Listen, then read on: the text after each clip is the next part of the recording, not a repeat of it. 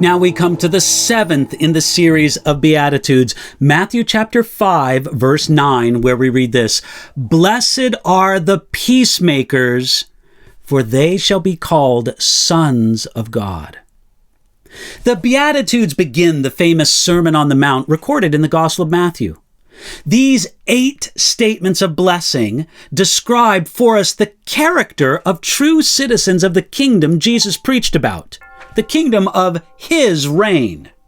Thus far, we've seen that when Jesus is king in our life, there will be poverty of spirit, recognizing our need for God. That's in Matthew chapter 5, verse 3. There will be mourning over our sinful condition and that of this lost world. That's in verse 4. There will be a meek, gentle attitude that trusts God more than it trusts self.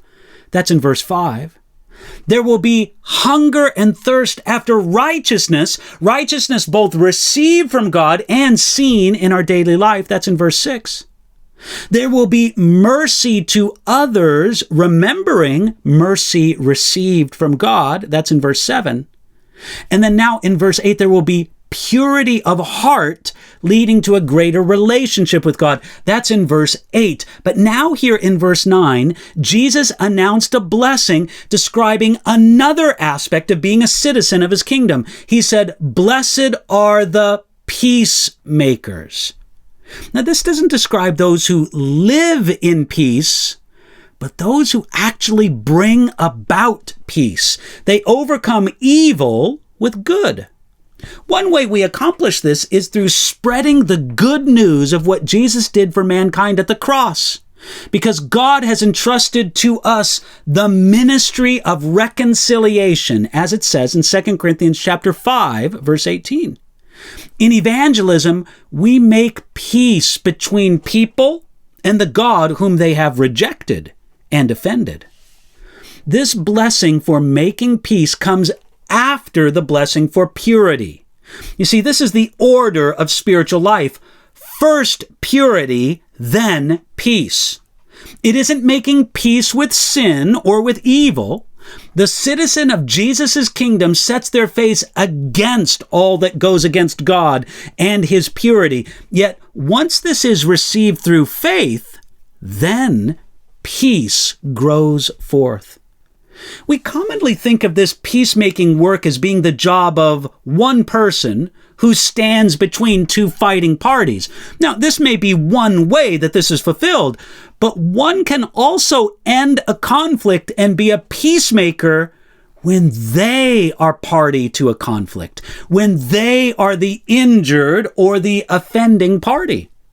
This is the attitude that says, "I've been hurt and offended, but I choose to forgive and forget, thereby making peace." This is very much consistent with the heart of God. After all, it's the devil who stirs up trouble and hatred between people. In contrast, God loves reconciliation and longs to make peace. Notice the reward for the peacemakers. It says here, "For they shall be called sons of God." Their reward is that they are recognized as true children of God. They share his passion for peace and reconciliation, breaking down the walls between people. Indeed, God does bless the peacemakers. Though people may treat them badly, they are blessed by God. They are blessed to be among the children of God, adopted into his family, surrounded by brothers and sisters through the ages.